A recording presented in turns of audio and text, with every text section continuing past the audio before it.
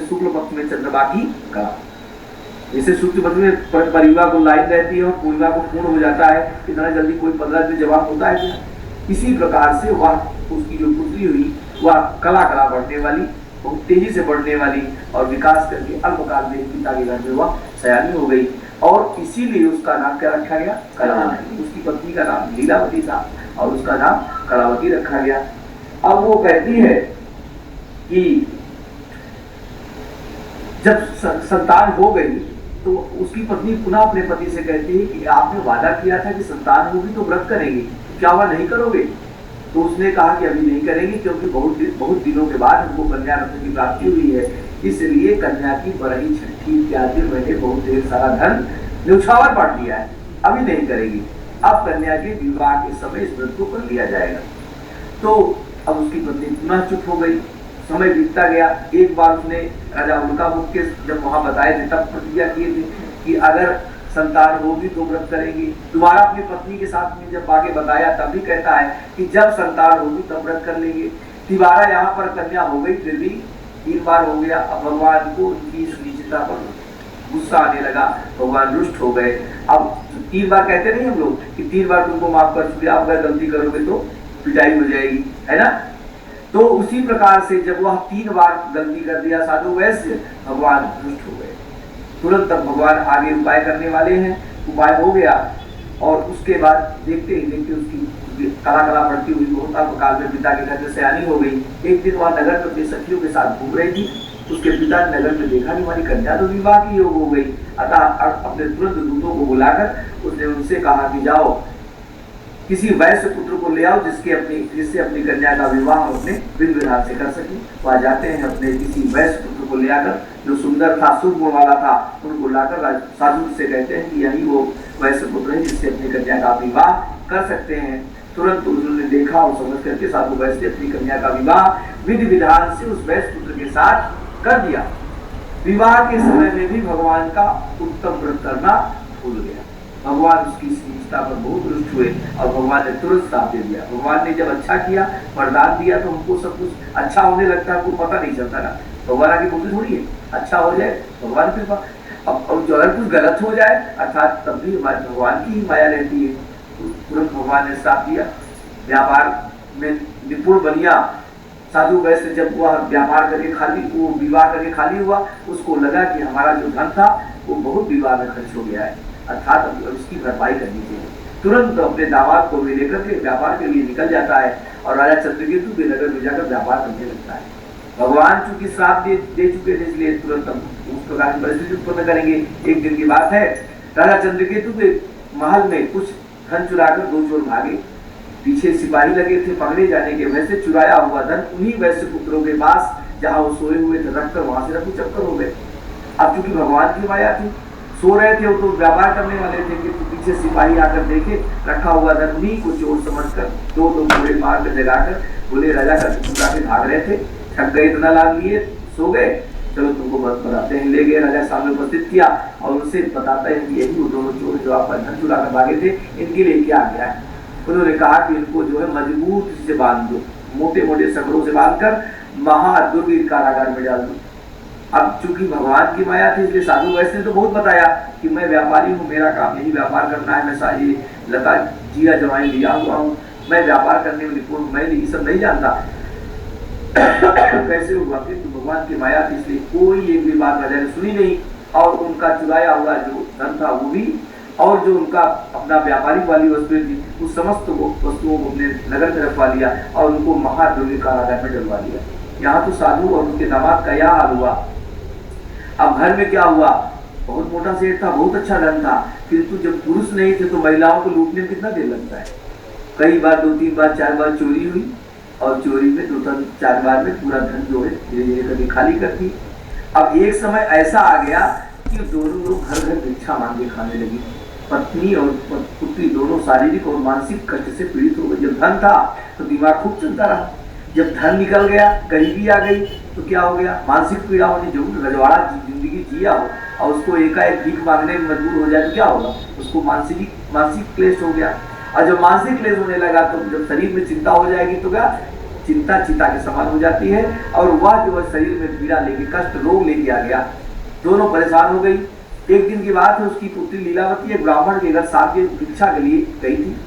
वहां पर गई, वहां कथा सुन रही थी, वहां कथा हो रही थी। उन्होंने देखा, बैठ गई, कथा सुना। कथा में पंडित जी ने बताया कि इस पूजन में अगर कोई आ जाए तो जब तक इसके प्रसाद को खा न ले तब तक जाना नहीं चाहिए। इस बात को सुनकर उसकी पुत्री लीलावती बैठ गई, और भगवान ने, पंडित जी ने ऐसे हिंदी में कथा सुनाया, लंबा 2-3 घंटे वाली। तब तक बज कितना गया, 9-10 बज गया। काफी रात बीतने पर प्रसाद खाने के बाद जब अपने घर को जाती है, उसकी माता लीलावती कहती है, पुत्री तेरे मन में क्या है, तू इतनी रात तक बाहर क्यों थी, क्या चल रहा है, तुम बताओ। उसने कहा, माता मैं सत्य कहती हूँ, मैं बिल्कुल सही हूँ, मैं कहीं गलत नहीं हूँ। मैं एक ब्राह्मण के यहाँ भिक्षा के लिए गई हुई थी, वहां पर सत्यनारायण भगवान का पूजन हो रहा था, जिसमें पंडित जी ने बताया इस पूजन को करने के बाद, इस पूजन में आने के बाद जब तक इसका प्रसाद न खाया जाए तब तक जाना नहीं चाहिए। तो प्रसाद खा के आने में देर हो गई, और कोई, मैं बिल्कुल सही। उसकी माता ने कहा कि पुत्री तू पूजन की सामग्री एकत्र कर, कल ही भगवान का पूजन किया जाएगा। इसी व्रत को करने के मनोवृत्ति से तुम पैदा हुई हो, किंतु तुम्हारे पिताजी ने आप तक इस व्रत को किया नहीं। लगता है इन्हीं के प्रताप से हम लोगों को बहुत कष्ट मिल रहा है। उसके बाद उसने अगले दिन दोनों माता और पुत्री ने भगवान की विभिन्न प्रकार की ऐसे ही सामग्रियों को एकत्र करके भगवान की पूजन का आयोजन किया। ब्राह्मण तथा बंधुजनों को बुलाकर कथा का आयोजन करके ब्राह्मण को दक्षिणा देकर आनंद से भगवान की कथा का श्रवण किया।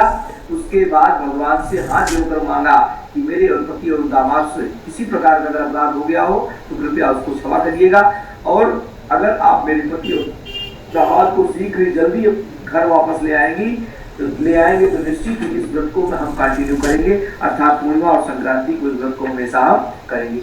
इस प्रकार भक्ति युक्त बात जब सुना उसने कहा, इस प्रकार जब कहा तो तुरंत भगवान जो है प्रसन्न हो गए। जब कोई इस प्रकार से दीन होकर पुकारता है तो भगवान को दया आ जाती है। भगवान दीन दयाल, इसीलिए ना भगवान पड़ा, दया आ गई। और जब दया आ जाती है तो पुनः भगवान तुरंत राजचंद्र की उसी रात में स्वप्न देते हैं और कहते हैं, राजन उन दोनों वैश्यों को कल प्रातः काल ही छोड़ दो, जिनको तुमने जबरदस्ती बनकर रखा है, जो लता पत्र चीरा जवाइन बेचने वाले वैश्य थे, उनको तुमने जेल में रखा, सुबह ही उनसे छोड़ दो। यदि तुम उनको नहीं छोड़ोगे तो तुम्हें तुम्हारे राजपुत्र धन संपदा के सहित नष्ट कर दूंगा। इतना भयानक स्वप्न देखने के बाद राजा को दोबारा उस रात्रि में निद्रा नहीं आई। उसके बाद सुबह ही बहुत अर्ली मॉर्निंग 4 बजे ही अपने ब्राह्मण विद्वानों और मंत्रियों को बुलाकर रात्रि का देखा हुआ स्वप्न सबसे शेयर करता है, बताता है, राजन इस प्रकार मैंने स्वप्न देखा, क्या इसको क्या समझो। सभी कहते हैं स्वप्न बिल्कुल सत्य प्रतीत होता है, स्वप्न के अनुसार ही आचरण करना चाहिए। अर्थात सब लोगों के कथनानुसार राजा ने तुरंत आज्ञा दिया कि दोनों वैश्यों को जेल से मुक्त करके ले आओ, और उनका जो लिया है उनका समस्त धन उनको दे दो। उनको दे करके उसके बाद जो है जो आगे आ पाए तो गए, दोनों ने वैश्यों को जेल से मुक्ति करके ले आए। उसके बाद उनका बाल कटवाया, हथकड़ियां कटवाई, उनको स्नान कराया। उसके बाद उनको अच्छे अच्छे सुंदर वस्त्रों से शोभित करके मीठे वचनों से उनको संतुष्ट किया। और राजा ने कहा कि तुमको जो कुछ भी दुख प्राप्त हुआ है उसका कारण दैव है, मैं नहीं। अब तुमको किसी प्रकार का भय नहीं, तुम निर्भय हो जाओ और अब तुम अपने घर को जा सकते हो। तो उसके बाद जब जो उनका धन उस समय लिया था उसके गुणांक में दुगुना धन उनको वापस दे करके, अब उनके पास तो जीरा जवाइन था, लेकिन राजा प्रसन्नम तो बजभूमि का, राजा तो जीरा जवाइन देगा नहीं, है ना। तो तुरंत उसने जीरा जवाहिरात दे करके और उनको विदा कर दिया। साधु वैश्य जब वहां से छुट्टी मिलती है तो अपने नगर की ओर प्रस्थान करते हैं। यात्रा से पूर्व कुछ मंगल कृत्य करके, भोज भात करके, ब्राह्मण इत्यादि को दक्षिणा दान देकर के अपने नगर को प्रस्थान करता है। जय जय श्री स्कंद प्राय रेवाखंडे श्री सत्यनारायण देवतायां तृतीया वृंदावन बिहारी लाल की जय।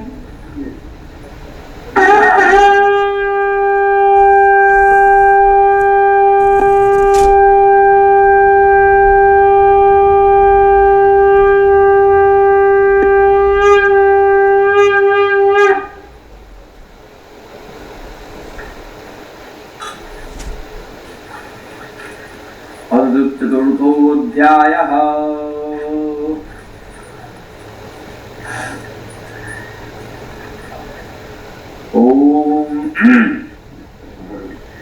उद्वाच यात्रां कृतवान् साधुरमङ्गलायनपूर्विकां ब्राह्मणेभ्यो धनं दत्त्वा साधु नगरं यौ यद्दूरे गते साधु सत्यनारायण प्रभो जिज्ञासां कृतवान् साधु किमस्तेन संस्थितं ततो महाजनो मत्तो हेल्या चाप्रास्वै कथं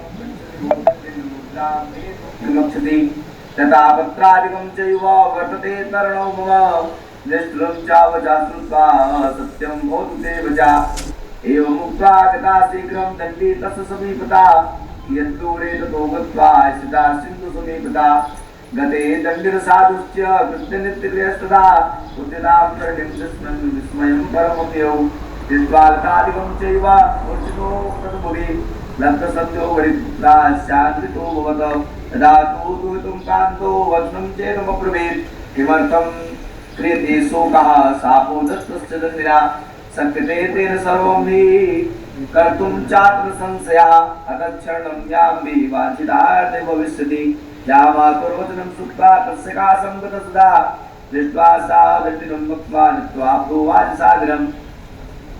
जब इतने वर्षों में जेल में रखने के बाद साधु वैश्य जब अपने नगर की ओर प्रस्थान करते हैं तो भगवान को लगा कि इसकी परीक्षा लेनी चाहिए।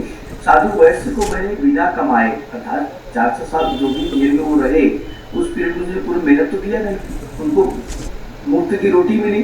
जेल में क्या होता है, मुफ्त की रोटी मिलती है और जो उनका धन था उसको दूना करके भगवान ने दिलवा दिया। तो कह रहे हैं कि इसको बिना कमाए इतना धन मैंने दिलवा दिया। अब देखिए इतने दिन जेल में रहने के बाद भी साधु वैश्य का हृदय पवित्र हुआ कि नहीं, इसका मन निर्मल हुआ कि नहीं, इसकी परीक्षा लेनी चाहिए। अर्थात हम लोग अपने जीवन में जो भी कुछ करते रहते हैं, जो भी बनते रहते हैं, भगवान की हम सब पर दृष्टि हमेशा रहती है। हम लोग हमेशा इस चीज को समझ के चले कि हम जो भी कर रहे हैं ईश्वर देख रहा है, ईश्वर की निगाह उस पर है हम पे। तो साधु वैश्य जब वहां से चलते हैं तो भगवान ने सोचा कि इसकी परीक्षा लेनी चाहिए। तुरंत एक दंडी स्वामी का रूप धारण करके उस वैश्य के सामने जाकर उपस्थित हो जाते हैं और जाकर कहते हैं कि हे साधु वैश्य, तुम्हारी नौका में क्या विद्यमान, क्या रखे उस नाव में।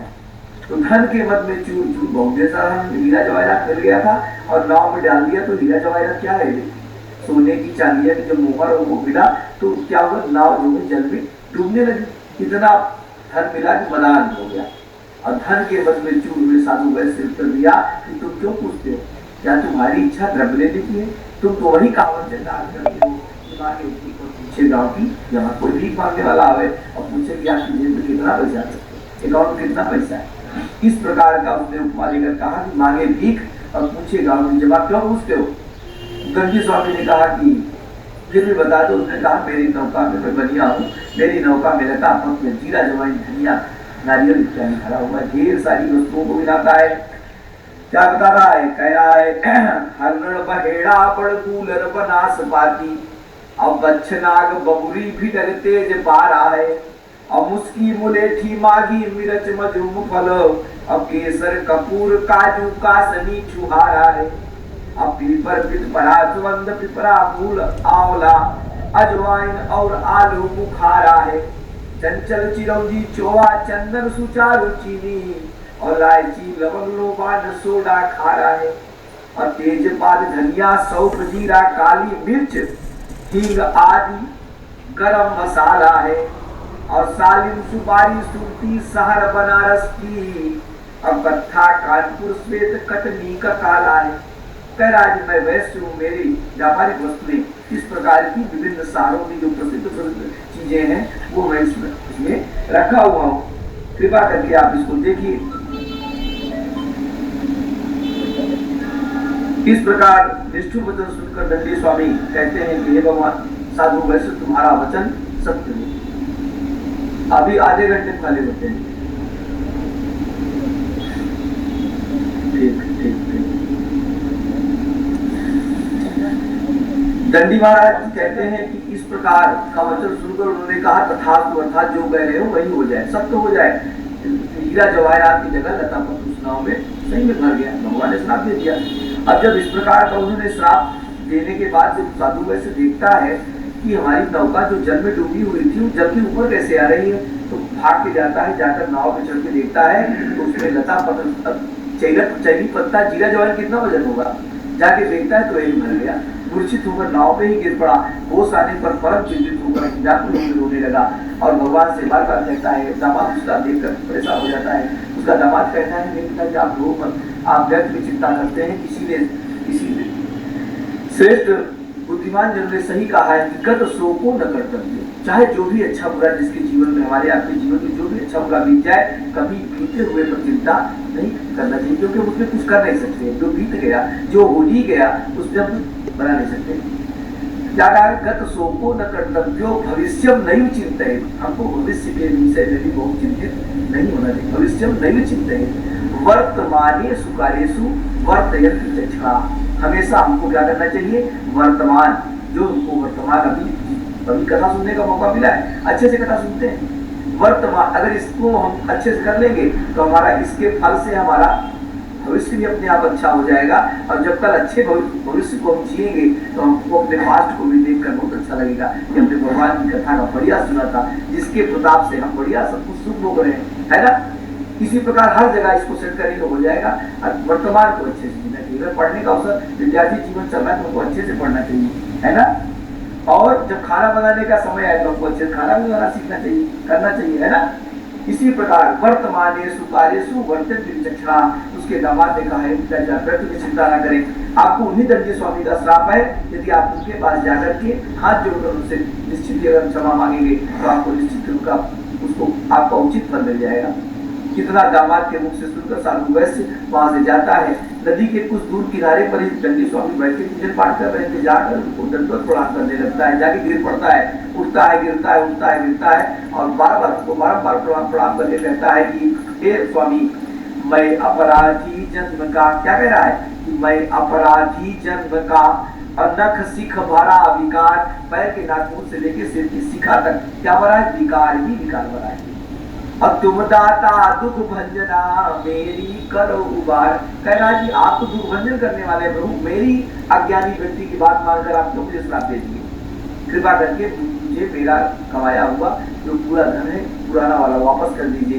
मेरी उबार सुनिए, मेरी पुकार सुनिए, आप मुझे उबारिए इससे। इस प्रकार जब बार बार साधु दंडवत प्रणाम दंडे के समान खड़ा गिरता उठता देखकर भगवान ने कहा कि साधु वैसे तुमने भगवान सत्यनारायण भगवान का पूजन करने का वादा किया था, फिर तुमने इस पूजन को आज तक नहीं किया, जिसके कारण तुमको बार बार दुख प्राप्त हुआ है। यदि तुम भगवान की पूजन किए होते तुमको किसी प्रकार का दुख नहीं मिलता। उसने कहा प्रभु गलती हो गई, क्षमा करिए, यह जानबूझकर मैंने नहीं किया, अज्ञानतावश हो गया। कृपा करके आप मुझे मेरा धन वापस करिए, मैं निश्चित इस व्रत को करूंगा। भगवान उसके इस प्रकार के आदर वचन को सुन करके भगवान ने कहा तथास्तु, जाओ तुमको तुम्हारा धन पुनः प्राप्त हो जाए। इतना कहकर भगवान का ध्यान हो गए। साधु वैश्य पुनः जाकर जब देखता है तो वहाँ पुनः हीरा जवाहरात से परिपूर्ण नाव को पाकर प्रसन्न होता है और वहीं पर तुरंत भगवान की कथा का आयोजन करता है, भगवान का पूजन करता है, प्रार्थना करता है। उसके बाद पूजन करने के बाद वह अपने नगर की ओर प्रस्थान करता है।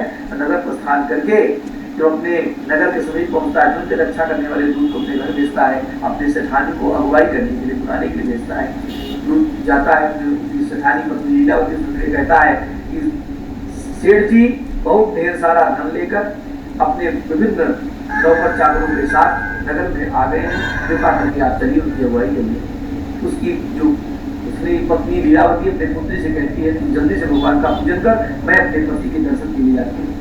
इतना सुनने के बाद उसकी पुत्री जो कलावती आनंद फानंद में भगवान की जल्दबाजी में पूजन तो किया, किंतु भगवान के प्रसाद को बिना खाए वापस अपने पति के दर्शन के लिए चली गई।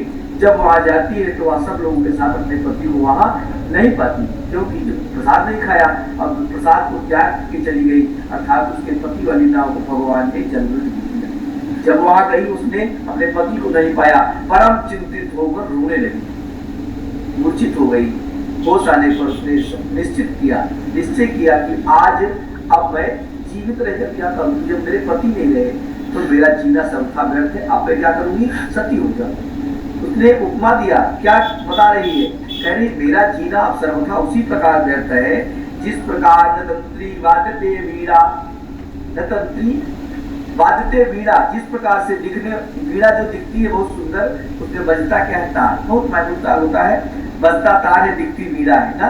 अगर दूर रख दीजिए 50 मीटर पे तो तार नहीं दिखेगा ना।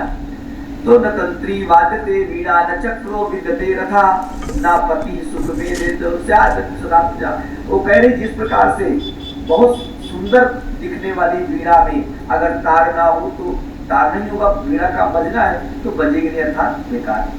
न चक्रो विद्यते रथा, रथ बहुत विशाल का है, बहुत बड़ा बना दिया जाए किंतु उसमें चक्र पहिया न लगाया जाए तो रथ का काम क्या चलना है, अर्थात पहिया नहीं लगेगी तो चलने वाला प्रयोजन नहीं पूरा होगा, अर्थात उसका भी बनना बेकार। उसी प्रकार ना पति सुख में देते, जो सभी स्त्रियां होती हैं बिना पति के किसी भी प्रकार के सुख को स्वीकार नहीं करती, अर्थात वह चंदन की चिता बनाकर पति के काम को ले आकर सती हो जाने के लिए तैयार हो गए। इसके बाद तुरंत जो है जब वह सती हो जाने लगी तो उसके पिता ने साधु वैश्य ने कहा कि आप जो है हे प्रभु उससे किसी प्रकार का अपराध हुआ है, जो भी अपराध हुआ है उसको क्षमा करिए और कृपया मुझे मेरा धन, वो अपने दामाद के लिए भी चिंतित नहीं है, वो कह रहा है मुझे मेरा धन वापस कर दीजिए, क्योंकि धन वाली नाव में दामाद बैठा हुआ था उसी को लेकर डूब गए। तो जब वह बार बार धन की बात करने लगा और परम चित्त होकर प्रेम से बांधने लगा तो भगवान को पुनः दया आई। तुरंत भगवान गगन मंडल से आकाशवाणी करते हैं कि आप जो है हे साधु वैश्य, तुम्हारी पुत्री ने पूजन तो किया किंतु प्रसाद खाए बिना अपने पति के दर्शन के लिए चली आई, यदि घर जाकर प्रसाद खाकर पुनः आएगी तो निश्चित ही अपने पति को सबके साथ पाएगी। उसकी पत्नी तुरंत पुत्री जाती है घर, प्रसाद खाकर पुनः आती, सब लोगों के साथ अपने पति को विवाह पाती है। आनंद से वहां पर सब नाव में समस्त चीजों को संभाल कर साधु वैश्य वहीं पर भगवान की कथा का आयोजन करके अपने घर को चलता है। जय जय श्री कृष्ण चतुर्था बोलो वृंदावन बिहारी लाल की जय।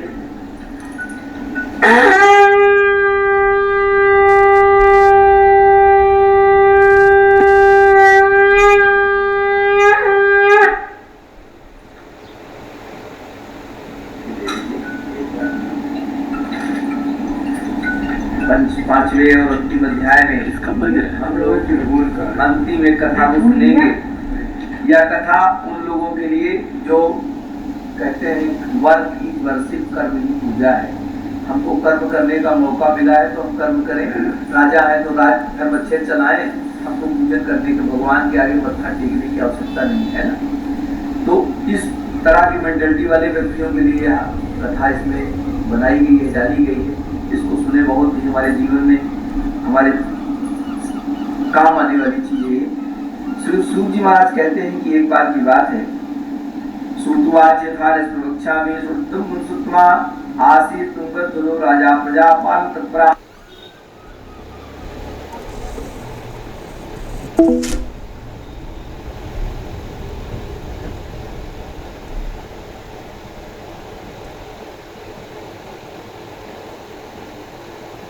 साधु सत्यदेवस्य तत्वा तुष्माप्सा एकदासा वनिकृत्वा हत्वा बहुविधान प्रसून आगत्य वटमूलम चारिस्वास्तस्य पूजनम गोपाल गोवत सत्युक्ता भक्तियुक्ता स्वान्वा राजा निष्पा दर्पेण नृत्वान मांसा तो गोकुलासुरे प्रारंभ संजो।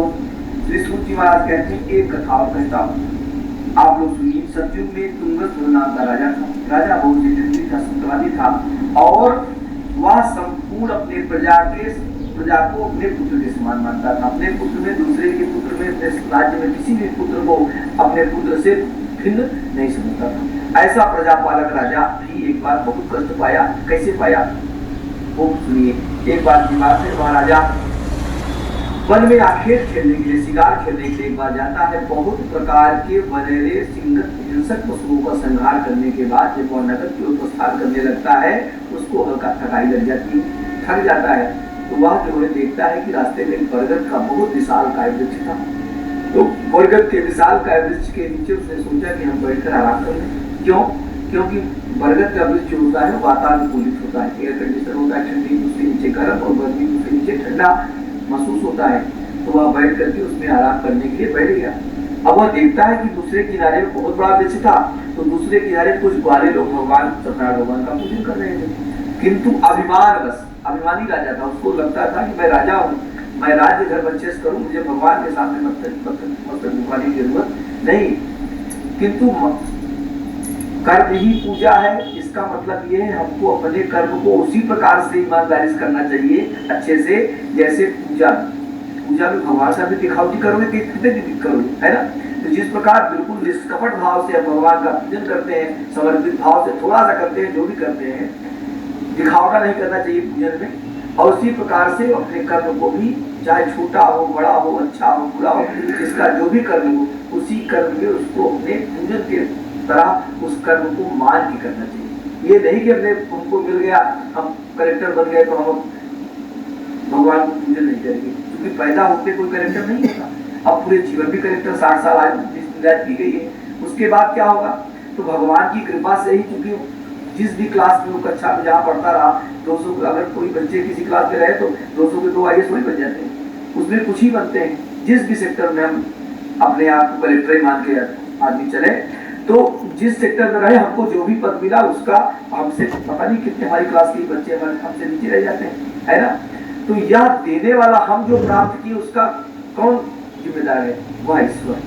हमने हमको अच्छी 2 हाथ दिया, 2 शरीर दिया, अच्छे से अच्छे जगह प्रयागराज में जन्म दिया, है ना। सही बात है ना।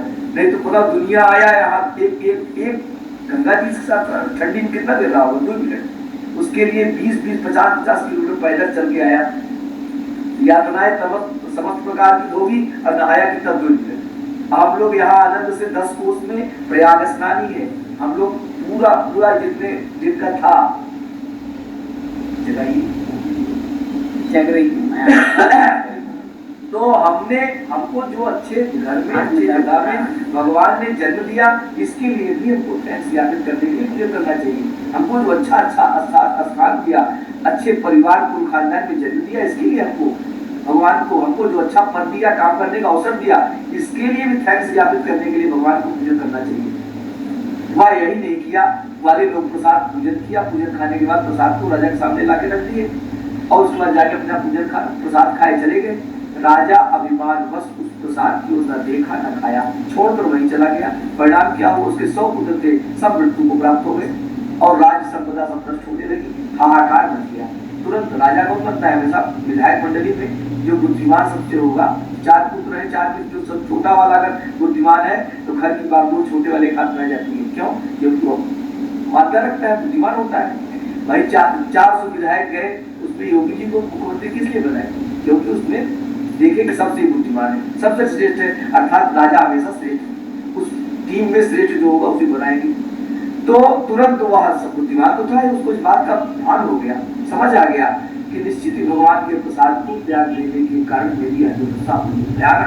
रंकम करो तू राजानम रंक में ऊंचा, धनिनाम निर्गनाम चाहिए, निर्गनाम धनिनाम तथा। यदि किसी को रंग को राजा और राजा को रंग अगर 1 मिनट में बनाने की क्षमता है तो वह ईश्वर है ना। धनी को निर्धन और निर्धन को धनी बनाने की अगर 1 मिनट में क्षमता है तो इसमें ईश्वर है। तुरंत इस बात को बोध हो गया, तुरंत उसी बरगद वृक्ष के नीचे जाता है, उन्हीं ग्वालों को बुलाकर भगवान की कथा का आयोजन करता है, पूजन सुनता है, प्रसाद खाता है, प्रसन्न उनसे प्रार्थना करता है, प्रभु यदि मुझसे किसी प्रकार का अपराध अज्ञानता वश हो गया हो, कृपा करके आप मुझे क्षमा कीजिए, और मेरे जितने पुत्र को प्राप्त हो गए सबको जीवित कर दीजिए, और जीवित करके आप जो है आप उन सबको हमारा कल्याण करिए। इस प्रकार जब उन्होंने सुना, उन्होंने कहा कि तुम रो मत, तुमको जो है मेरी ही आज्ञा से तुमको बहुत कठिन दुख प्राप्त हुआ है। तो उन्होंने कहा दोबारा जिंदगी में कभी ऐसी प्रकार गलती नहीं होगी, हम आपका निरंतर पूजन करेंगे। उसके बाद उनका वो राजा चला जाता है, अपना डुंगरसुर राजा अपने नगर में चला जाता है, उसके जो 100 पुत्र मृत्यु को प्राप्त हो गए थे पुनः सब जीवित हो जाते हैं, और उसके बाद जब तक वह अपने जीवन में रहा शुद्ध होगा, वैकुंठ धाम को प्राप्त हो जाता है। फिर उसके बाद कहते हैं कि यह मनोरथ सिद्ध करने वाला पुण्यकारी कथा को जो सुनता है वह समस्त प्रकार के जीवन में दुखों को छोड़कर सुख को प्राप्त करता है। जो निर्धन है वह धनवान हो जाता है, जो बंधन में पड़ा है जेल में बंद है वो जेल से मुक्त हो जाता है, भय युक्त मनुष्य भय छूट जाता है। इसमें संदेह नहीं, क्या सत्यनारायण भगवान के प्रसाद का फल है। उसके बाद कहते हैं इस जीवन में जो मनुष्य कथा को करता है वो समस्त प्रकार के दुख सागर को छोड़कर सुख में भोग करता है। ऐसे वांछित फल देने वाले प्रभु को कोई काल कहता है, कोई ईश कहता है, कोई सत्यनारायण और कोई सत्यदेव कहता है। इसमें कोई संदेह नहीं। यह सत्यदेव प्रभु अनेक प्रकार के रूप मनुष्यों का रूप धारण करके हमारे मनोरथ को पूर्ण करते हैं। जरूरी नहीं कि हम लोग के सामने भगवान चतुर्भुज रूप ही लेकर आए भाई, जिससे हमारे जो ब्लड रिलेशन के लोग नहीं हो। अटेंडम कोई किसी दूसरे साथ में जाते हैं, कोई ऐसा व्यक्ति मिल जाता है जिससे चीज बदले हो जाती है, तो मेरी बहुत मदद कर जाता है ना, और उसका लाभ उनको उसके द्वारा किए गए उपकार का सुख हम जीवन भर भोगते हैं, ऐसा होता है। तो वह उसको मानना चाहिए कि वह भगवान का ही रूप है। भगवान साक्षात चतुर्भुज चक्र लेकर नहीं आएंगे, इसी प्रकार किसी मनुष्य का रूप धारण करके हमारे दुखों का निवारण करते हैं। यही सनातन भगवान विष्णु सबकी इच्छा को पूरी करते हैं। सूत जी कहते हैं, मुनिजन, जो मनुष्य इस कथा को नित्य मैंने रोज पढ़ता और सुनता है, उसके पाप रोज के रोज वह पाप मुक्त हो जाता है। सत्यनारायण भगवान स्वामी को जो पूजन करता है किया, उसके अगले जन्म में क्या हुआ वो बता रहा हूँ। जो सतानंद नाम के गरीब ब्राह्मण थे, अगले जन्म में सुदामा गरीब उस जन्म में हुए, लेकिन भगवान श्री कृष्ण की भक्ति करके वह मोक्ष को प्राप्त हो गए। जो लकड़हारा था, अगले जन्म में साधराज हुआ और भगवान श्री रामचंद्र जी को गंगा पार उतार कर यही आपके प्रयागराज के यहाँ पर श्रृंगवेरपुर धाम में गंगा जी ने भगवान को पार उतार कर स्वयं भवसागर से पार हो गया। जो उनका मुख राजा था, जो नदी के किनारे कथा कर रहा था, वो महाराज दशरथ हुआ और स्वयं भगवान श्री रंगनाथ का पूजन करके वहां मोक्ष को प्राप्त हो गया। और कह रहे हैं कि एक जो साधु नामक वैश्य था, तीसरे चौथे अध्याय में वो सत्यसंध गोरख नाम का राजा हुआ, जो इतना सत्यवादी और जितेंद्री था, जो कि अपने इकलौते पुत्र को अपनी पत्नी के सहित स्वयं आरे से चीर कर भगवान रूपी कृष्ण को देना स्वीकार किया। कथा आप लोगों को बोध होगा, पता है नहीं पता है? पता है। सुना दीजिए सुना दीजिए ना। हाँ सुना दीजिए। बता रहे हैं कि क्या कहते हैं, एक बार की बात है, इस लोक में कहने का मतलब यहाँ पर भाव ये आता है कि हम जब कुछ भी बनते हैं, मैं बहुत बुद्धिमान, मैं बहुत सुंदर, मैं बहुत विज्ञानवान, मैं बहुत धनवान, अर्थात भगवान उसकी परीक्षा अवश्य लेंगे। यानी जितना शक्तिशाली हो, अतीत जैसा धन भी होगा, उसकी भगवान एक समय में परीक्षा लिए उसको नष्ट कर दिए। अर्थात कुछ भी बड़ा नहीं, हम कितना भी बहुत बड़े बुद्धिमान हो कोई मतलब नहीं, भगवान से बढ़कर कुछ नहीं है। लोग जितना सबको सब दिन हो तो एक समान ना, उसके बाद सब बराबर, हाथ की अपनी उंगलियां बराबर नहीं है तो सब बुद्धि कैसे बराबर होगी, सब धन में कैसे बराबर होगा, वो चलता है। किंतु बनना नहीं चाहिए। हमको जो भगवान ने दिया है उसके हमको भगवान को थैंक्स ही बोलना चाहिए। भगवान ने हमको जो दिया है, हमसे पता नहीं कितने बड़े बड़े भी पड़े हैं, चाहे जो जितना बड़ा हो, है ना। कहते हैं कि इस साल देश के सबसे बड़े टाटा नंबर 1 के उद्योगपति, अगले 2 साल बाद कहे अंबानी सबसे बड़े हो गए, हुआ पिछले 20 साल से मैं देख रहा हूँ। अर्थात कोई भी बड़ा छोटा नहीं है, सब एक का एक काट है इस संसार में। तो वो बहुत सत्यवादी थे, वो बनते नहीं थे। भगवान ने सोचा इसकी परीक्षा लेना चाहिए कि बहुत बनता है। तुरंत भगवान ने क्या किए, ब्राह्मण का रूप धारण करके एक शेर लिया अपने हाथ में, रस्सी बंधा हुआ लेकर पहुंच जाते हैं। कहते हैं कि राजन, मेरा सिंह जो है बहुत भूखा है, इसको कुछ खाने को दो। तो उसने कहा कि क्या खाएगा आपका भगवान? मूर्ख राजा ने कहा कि क्या खाएगा आपका शेर? उसने कहा सोच लो, कुछ शर्तें हैं, शर्तों के साथ देना स्वीकार करो तब बोलो। उसने कहा जैसा आप बोलो तो वैसा करूँगा, बोली ना। उन्होंने कहा ठीक है, तुम्हारे इकलौते पुत्र का दाहिने अंग का मांस खाएगा, और शर्त यह है, आप शर्तें सुनो, तुम और तुम्हारी पत्नी जो है स्वयं अपने पुत्र को आरे से चीरोगे, खड़ा चीरोगे, और यही शर्त समाप्त नहीं होती, चीरते समय आंसू भी नहीं आने चाहिए, न तुमको, न तुम्हारी पत्नी को, तुम्हारे पुत्र को।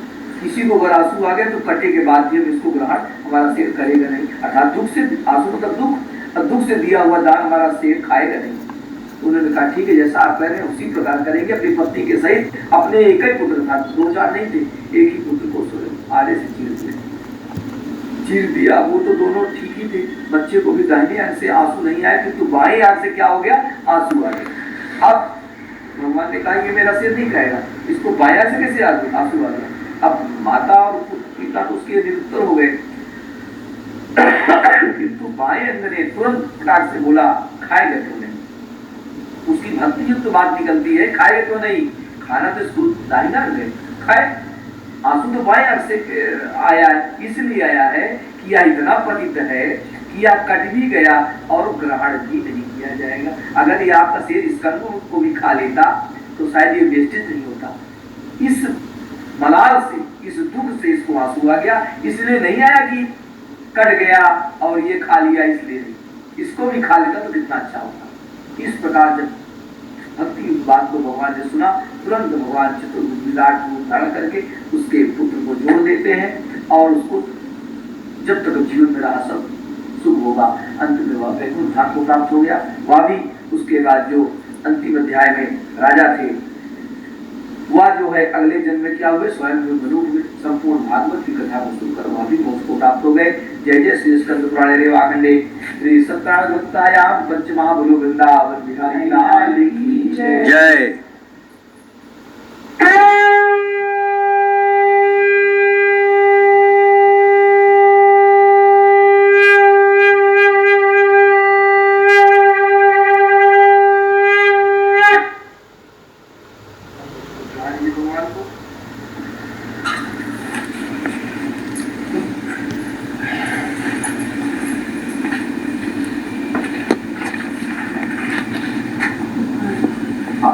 बंद कर दिया आपने यूट्यूब के